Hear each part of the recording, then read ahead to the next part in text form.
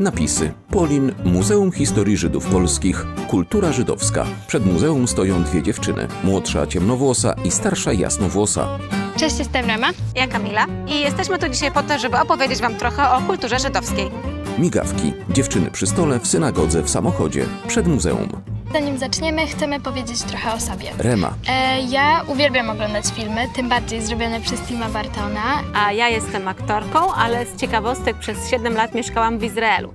To jest kraj, w którym mieszka bardzo wielu Żydów i od tej pory lubię zarówno uczyć się nowych rzeczy na temat kultury żydowskiej, jak i dzielić się tym, co już sama wiem. Ja chodzę do szkoły żydowskiej i wokół mnie raczej każdy zna kulturę żydowską, ale ludzie spoza szkoły często pytają mnie o różne rzeczy, na przykład o święta i jak obchodzi je moja rodzina. Warto też zaznaczyć, że Żydzi są bardzo niejednorodną grupą, to znaczy, że różnie podchodzą zarówno do obchodzenia świąt, do tego, jak się ubierają, co jedzą i o tych różnicach też dzisiaj byśmy chciały trochę opowiedzieć.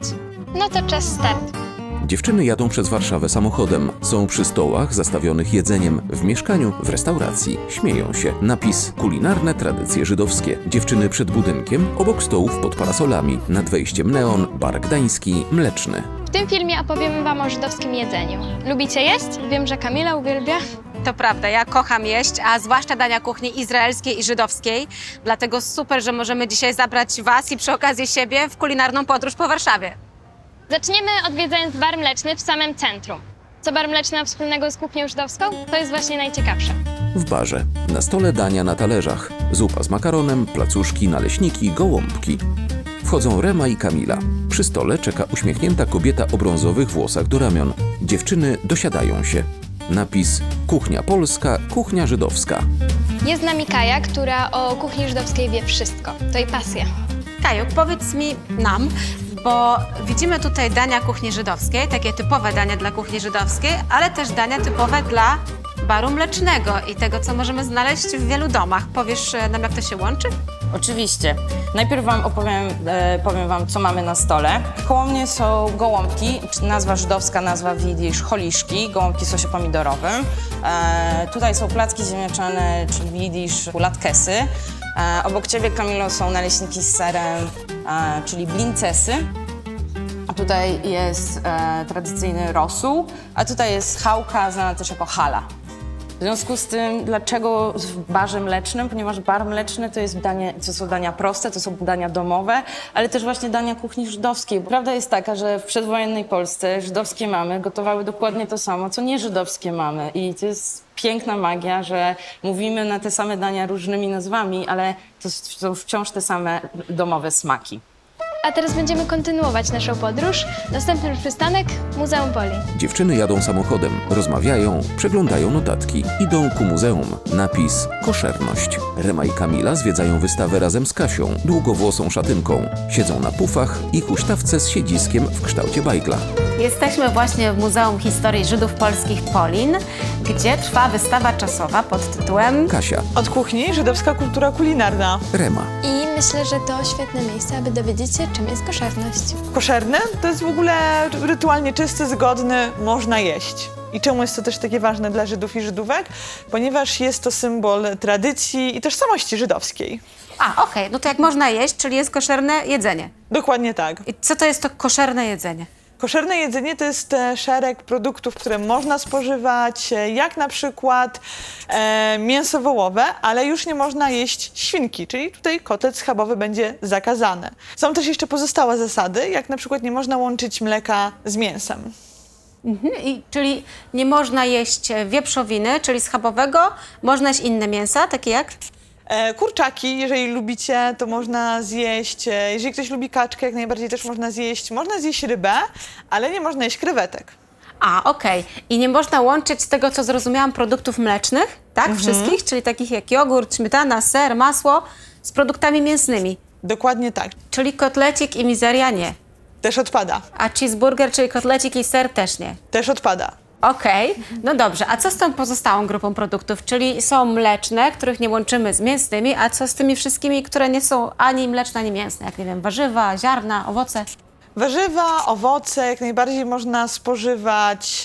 Tutaj te zasady są mniej restrykcyjne. Ziarna także, jak mówimy o soczewicy, ciecierzycy, czy te ziarna, które są używane do wypieku pieczywa, to sobie możemy jak najbardziej łączyć. Aha, czyli możemy to zjeść i z mlekiem, albo osobno i z mięsem. Dokładnie tak. Okej, super.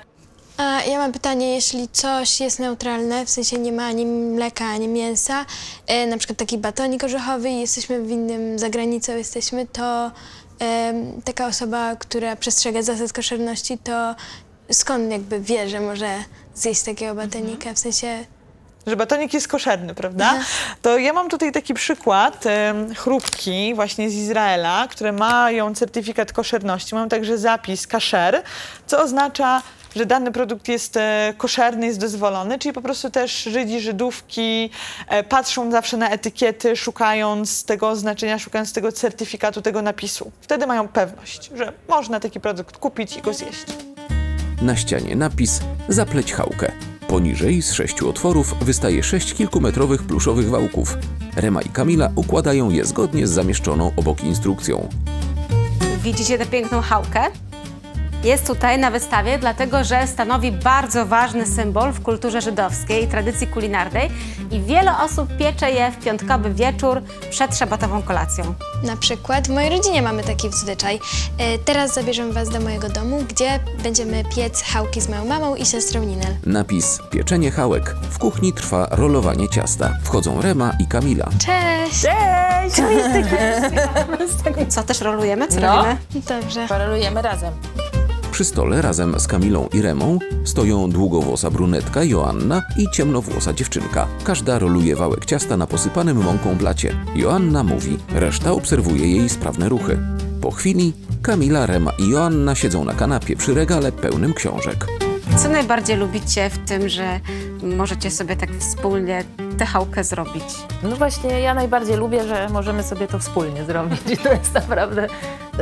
I no, chałka wymaga różnych takich czynności. Właśnie trzeba wyrolować ciasto, ono musi urosnąć. Rzeczywiście im więcej czasu się temu poświęci, tym chałka jest taka lepsza i pyszniejsza, więc najbardziej lubię to, że jesteśmy razem i później z tego są chałki pyszne i razem je jemy. A powiedziałabyś nam jeszcze, co w zasadzie te chałki symbolizują? Jak mówisz chałki, to tak sobie myślę, czy ich musi być ileś na tym stole szabatowym? Tak, jest według tradycji są 2 chałki. Te 2 chałki w czasie hamocji, czyli błogosławieństwa nad chałkami, łączymy ze sobą, mówimy błogosławieństwo. I one tak tradycyjnie symbolizują 2 porcje manny, które dostaliśmy. Ale dla mnie na przykład jest ważne i takie mocno symboliczne w chałkach jest to, że o tej samej porze mniej więcej na całym świecie, w wszystkich żydowskich domach te 2 chałki są na stole i to jest taki, dla mnie to jest takie właśnie połączenie każdego żydowskiego domu, każdego Żyda i Żydówki na świecie poprzez właśnie te chałki, które występują we wszystkich tych domach. Jakieś dla mnie to jest najmocniejsze w chałce. Zerka na zegarek. O! Wyjmujemy chałki. Joanna wyjmuje z piekarnika blachę z 2 upieczonymi chałkami. To lekko spłaszczone kule zrobione z zaplecionych wałeczków. Rumiana powierzchnia posypana sezamem.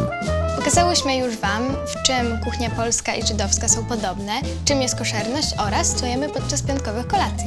Ale został nam jeszcze jeden ciekawy temat, zresztą mój ulubiony, czyli kuchnia izraelska, ale o tym opowiemy wam więcej już w innym miejscu. Rema i Kamila wchodzą do restauracji Bekef. Na ścianie kolorowe hamsy, na stole naczynia z jedzeniem, napis „Kuchnia izraelska”. Kuchnia żydowska to nie jest tylko kuchnia Żydów, którzy zamieszkiwali tereny Europy.